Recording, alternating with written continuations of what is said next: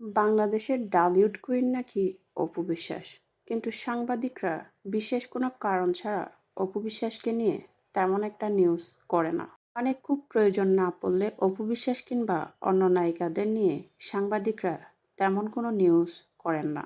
যেহেতু অপু বিশ্বাস ডালিউড কুইন, তাই তার সব ধরনের খবর প্রতিদিন ছাপানো সাংবাদিকদের উচিত। কিন্তু না, সাংবাদিকরা তো পরিমণির খবরই প্রতি সেকেন্ডে সেকেন্ডে, প্রতি মিনিটে মিনিটেই ছাপান।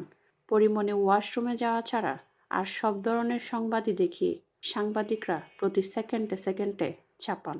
সবার মতে ডালিউড কুইন অপু বিশ্বাস হলেও সাংবাদিকদের মতে বাংলাদেশের সর্বশ্রেষ্ঠ এবং ডালিউড কুইন একজনই, আর সেটি হচ্ছে পরিমণি। পরিমণি যাই করেন না কেন সেটা নিয়েই দেখি সাংবাদিকরা নিউজ করে। মানে সাংবাদিকরা যেন তার পার্সোনাল লোকজন, এমন হয়ে গেল ব্যাপারটা। পরিমণি কোথায় ছবি তুললো, কী দরে ছবি তুললো, পরিমণি কী খেলো, কী রান্না করলো, পরিমণি কী ড্রেস পরলো, পরিমণি কার কী শেয়ার দিল, সব কিছু নিয়েই দেখি নিউজ করা হয়।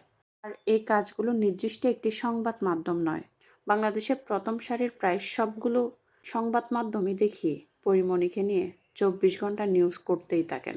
মাঝে মাঝে মনে হয় পরিমণি প্রতি মাসে সাংবাদিকদের টাকা দেন, মানে বেতন দেন তাকে নিয়ে নিউজ করার জন্য। কারণ যেখানে অন্যান্য নায়িকাদের কোনো বিশেষ কোনো কারণ ছাড়া খোঁজ খবর থাকে না, সেখানে পরিমণিকে নিয়ে সেকেন্ডে সেকেন্ডেই নিউজ করা, মানে যেটা প্রয়োজন সেটাও করেন, যেটার প্রয়োজন নাই সেটাও করেন।